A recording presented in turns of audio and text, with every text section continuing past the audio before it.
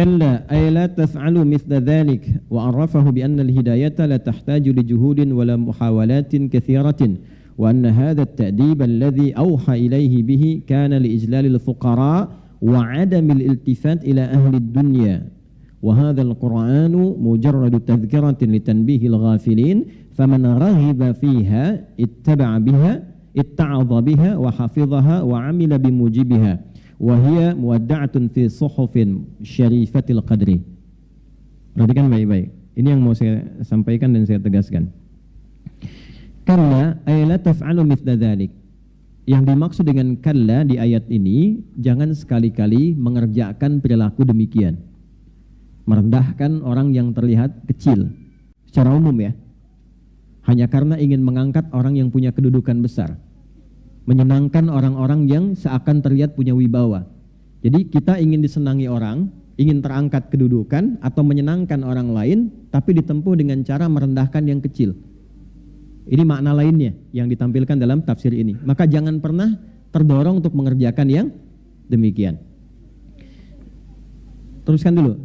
Wa arrafahu bi anna al-hidayata la tahtaju li juhudin wa muhawalatin katsirah. Karena begini, dalam kondisi kita ingin memberikan petunjuk dan hidayah, yang paling pokok itu kembali pada pemberi ya. Siapa? Allah.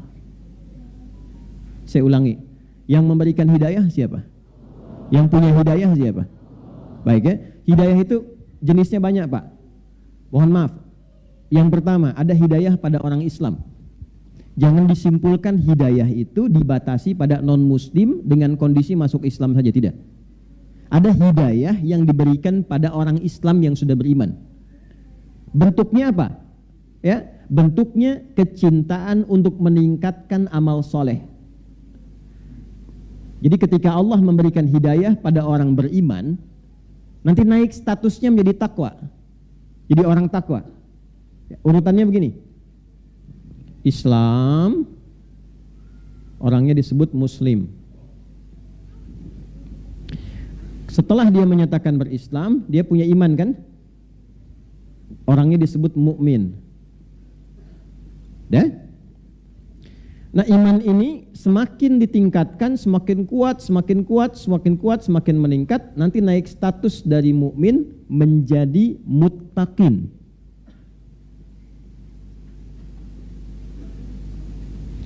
Di sininya takwa. Yang mengupgrade iman supaya naik statusnya, iman ini bertransformasi menjadi sifat takwa, orangnya berubah menjadi muttaqin, itu yang men-trigger ini, yang menguatkan supaya iman itu terus naik pindah level, itu disebut dengan amal soleh namanya. Amal soleh.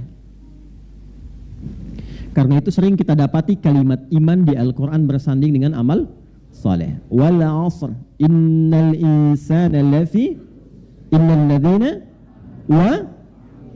Nah, seseorang yang diberikan oleh Allah hidayah, padahal dia sudah berislam, sudah beriman, maka bentuk yang tampak dari hidayah itu diberikan kecintaan, kesenangan pada orang beriman itu untuk meningkatkan amal solehnya.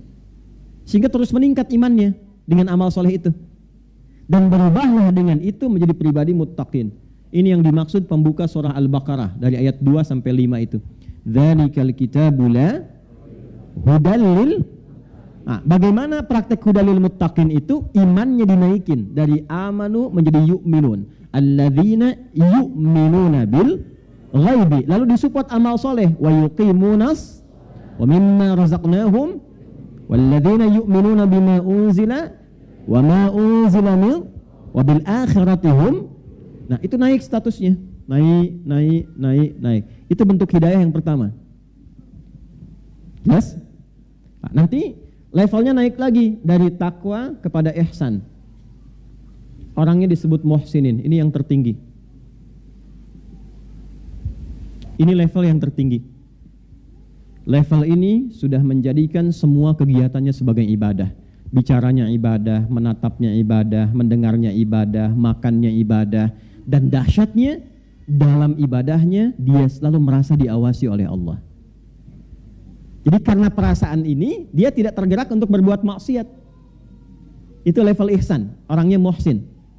Ya, misal dia mau minum ini ya, enggak sekedar minum, bagaimana caranya minum ini menjadi ibadah. Dari cara ngambilnya pun dia pastikan. Bagaimana Nabi contohkan? Khudh biyaminika ma yalik, ambil dengan tanganmu yang paling dekat denganmu. Ya, kemudian samillah, kul bismillahirrahmanirrahim, dia sebut nama Allah. Dan saat akan minum pun dia merasa dilihat oleh Allah, diawasi oleh Allah, sehingga memastikan cara minum, apa yang diminum semua benar sesuai dengan kehendak Allah. Itulah ihsan. Itu ada di hadis riwayat Muslim nomor hadis yang ke-8. An ta'budallaha ka'annaka tarahu fa in lam takun tarahu fa innahu yarak. Engkau menjadikan aktivitasmu sebagai ibadah dan merasa diawasi oleh Allah saat menunaikannya, sekalipun engkau tak mampu melihatnya. Jelas? Kalau sudah seperti itu, paripurna sebagai seorang manusia dan sebagai seorang hamba Allah. Jadi kalau bicara, dia ukur Allah senang gak dengan bicaranya. Kalau berjalan, dia lihat dulu tempat mana yang dituju, Allah senang gak dengan tempat itu. Itulah ihsan. Nanti ada latihan di Al-Quran cara membentuk pribadi ihsan. Latihannya ada di Quran surah ke-51 ayat 15 sampai dengan ayat 23. Ya, dari bangun malam, dari tahajud, dari istighfar, dari gemar berbagi, dari latihan kemudian untuk mendekatkan diri kepada Allah. Itu kalau Anda bisa kerjakan, Bapak Ibu sekalian, terus konsisten berusaha mengerjakan itu sampai meninggal, itu disifati oleh Al-Quran sebagai seorang calon penghuni taman surga yang sedang beraktivitas di bumi. Gitu. Jelas ya? Itu minimal luas surganya seluas langit dan bumi. Itu ada di Quran surah ketiga ayat 133 sampai 134. Yang kedua, jenis hidayah itu diberikan kepada orang yang belum berislam untuk mengenal dan masuk ke dalam Islam. Ini ada yang non. Ini Islam, ini non-Islam, non-Muslim.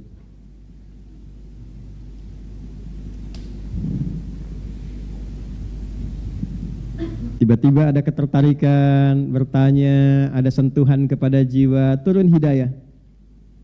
Baik ya? Dari situ mempelajari Islam, membandingkan, mengkomparasi dengan keyakinan dia sebelumnya, dan memutuskan masuk Islam. Nah, bagian kedua ini yang sering kita kenal. Bagian pertama kita lupa. Sesungguhnya saat seseorang itu, maaf, sudah berislam pun belum tentu ada orang Islam bisa mampu mengerjakan amal soleh. Buktinya ada nggak orang yang mengaku Islam tapi nggak sholat? Ada, ya. Nah itu bisa dikatakan dia belum mendekat pada hidayah Allah.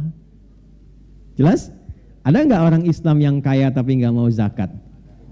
Nah itu belum tentu. Ada nggak orang yang kaya tapi belum bisa haji? Ada. Jalan-jalan ke tempat wisata bisa, haji belum tentu bisa. Nah ini belum tentu dapat hidayah. Caranya kita doakan, itulah sebabnya muncul pengajian untuk mencas lagi supaya senang amal saleh. Ini selama hidup sudah pernah tahajud belum? Selama hidup sudah pernah salat tasbih belum? Selama hidup apa? Urutkan, kan saya sering pernah katakan, coba bikin menu-menu keislaman, itu aja sampai meninggal kita jaga. Ya, syahadat jaga, kan 5 yang pokok itu. 1 syahadatain kan? Satunya kenal Allah, asyhadu alla ilaha. Mesti kenal, mesti ada ilmu. Kalau nggak ada ilmu, nanti lemah syahadatnya. Dikasih jabatan bisa pindah, kasih sembako pindah. Ya, sekarang dengan kata-kata rayuan bisa pindah, itu bahaya kan? Ya, makanya mesti ada ilmunya. Fa'lam annahu la ilaha illallah, mesti ada ilmu. Yang kedua itu, ya di bagian pertama, sub keduanya, wa asyhadu anna Muhammadan, kenal nabinya. Harus kenal Nabi Muhammad. Jangan cuma di lisan syahadat, kenali. Karena semua yang terkait dengan beliau itu teladan hidup. Kenali beliau itu siapa, lahirnya di mana, keluarganya bagaimana, perjalanan hidupnya seperti apa. Dari mulai kecil sampai dengan wafatnya, bagaimana perilakunya, ikuti. Nah itulah makna syahadat. Kita sholat, ikuti bagaimana cara Nabi sholat. Ya? Bukan hanya sholatnya, tapi cara berbakti pada orang tua bagaimana. Cara mengenal teman bagaimana. Cara berkeluarga seperti apa. Itulah asyhadu anna Muhammadan Rasul. Kalau bisa mengerjakan itu, turun cinta Allah. Turun cinta Allah. Itu gak sembarangan Bapak Ibu. Bagian kedua dari syahadat itu penentu cinta Allah subhanahu wa ta'ala. Itu ada di Quran surah ketiga Ali Imran di ayat ke-31. Qul in kuntum tuhibbunallaha fattabi'uni yuhibbukumullahu wa yaghfir lakum dzunubakum. Firaukan Muhammad sallallahu alaihi wasallam, katakan pada seluruh hambaku yang serius mencintaiku, kata Allah, buktikan cintamu, buktikan kesungguhan cintamu padaku dengan mengikuti ini Muhammad sallallahu alaihi wasallam. Jadi kalau kita mampu ikuti Nabi, belajar aja pelan-pelan secara proporsional. Hari ini saya mau belajar cara bangun tidurnya Nabi. Cari kalau Nabi bangun tidur bagaimana, diikuti dengan dasar kita ingin ikut Nabi. Maka saat kita melakukan itu turun cinta Allah. Tuh. Saya ingin belajar bagaimana cara memandangnya Nabi. Nabi kalau melihat tuh bagaimana? Diikuti, keluarkan ayat, keluarkan hadisnya, dipraktekkan, sepekan belajar itu, turun cinta Allah, dilekatkan pada pandangan kita. Jadi kalau seluruh hamba ini sudah terjaga dengan cinta Allah, maka seluruh perbuatannya akan dijaga dengan rahmat Allah Subhanahu wa taala. Bicaranya turun rahmat Allah, jalannya turun rahmat Allah. Kalau rahmat sudah turun, selesai, dijaga dia dari perbuatan yang menyimpang. Wa yaghfir lakum dzunubakum, diampuni dosanya. Ciri orang diampuni dosa, diberikan oleh Allah penjagaan pada dirinya, adalah malaikat yang turun di sampingnya. Apa kaitan dengan ayat? Itu yang akan kita baca nanti. Ya. Tapi tidak masuk status maksum. Maksum itu hanya untuk nabi, untuk rasul. Cuma dijaga, ya. Penjagaannya berupa kemuliaan. Dalam bahasa Arab disebut dengan karamah namanya. Ya, kalau nabi dapat mukjizat, kalau manusia biasa mendapatkan apa?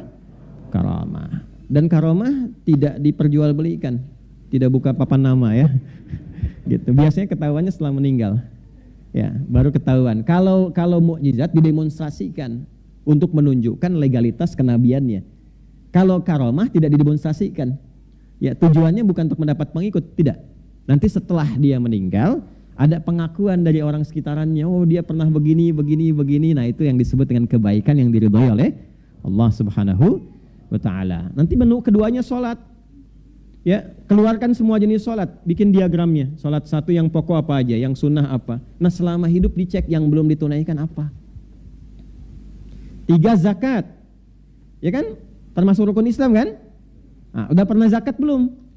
Kalau belum, bikin cita-cita. Selama hidup saya pengen zakat. Dulu orang mau kaya dengan dagang itu bukan karena ingin kayanya, supaya bisa beramal soleh dengan harta. Di tujuan kaya itu supaya bisa zakat, supaya bisa infak, supaya bisa sedekah. Bukan untuk pamer. Kalau pamer yang di jahiliyah, Pak. Jahiliyah itu bekerjanya supaya kaya buat pamer. Makanya dulu ada tempat kumpul-kumpul untuk pamer harta, nggak tanggung, dihitung. Ya, dihitung. Makanya nanti salah satu sebab turunnya surah Al-Humazah itu karena kebiasaan ini. Ada namanya aswak, pusat hiburan. Suk Uqad, Suk Dumatul Jandal, dan yang paling elit, paling prestisius, Anda kan lihat kalau ke Mekah, ke Masjidil Haram, di sampingnya ada bukit besar yang ada istana itu. Nah, itu tempat paling elitnya, namanya Jabal Qubais. Jabal Qubais. Ini dulu tempat paling elit. Orang berkumpul setiap pekan hanya untuk pamer kemewahan. Jadi sepekan itu yang berniaga, ya kan? Yang cari macam-macam, semua kumpul di tempat ini untuk pamer, untuk diukur siapa yang hartanya paling banyak, karyanya paling bagus. Yang karyanya paling bagus ditulis dengan tinta emas, nanti dikelilingkan ke Ka'bah. Disebut dengan mu'allaqat, yang ditempelkan di Ka'bah. Kelak di era Islam akan diganti dengan kain kiswah yang berisikan ayat Quran dan Asmaul Husna. Jelas? Nanti yang paling kaya diangkat status jadi terhormat. Nih, jadi crazy rich kalau sekarang, yang punya kedudukan. Ya, jadi kalau misalnya maaf hanya untuk update status, flexing, oh jahiliyah udah hatam. Udah hatam dan terkenal pada masa itu. Tokohnya ada, bisa dilacak. Anda pun kenal sampai sekarang tuh. Ya, tahu Abu Jahal, Abu Lahab, tahu kan? Gitu. Jadi itu diantara tokoh-tokoh yang dulu, yang flexing ada, kan? Yang pamer-pamer ada, yang suka ngitung-ngitung ada, ya.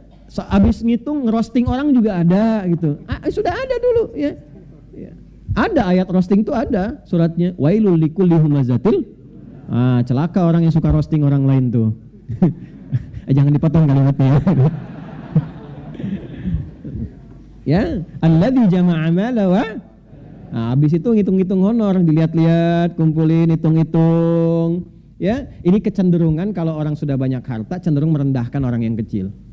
Ya, yahsabu anna malahu akhlada, dia menduga harta itu membuat dia naik status elit dan mengekalkan eksistensinya dan sebagainya. Nah, ini kondisi ketika Islam datang, hidayah turun, dibimbing jadi lebih baik. Jadi orang bekerja itu bukan naikkan status jadi semata kaya, bukan, tapi bagaimana dia bisa beribadah dengan hartanya. Maka zakat jadi tujuan. Maka selama hidup kita mesti punya cita-cita. Cita-cita saya yang ketiga, satu, saya bisa zakat selama hidup.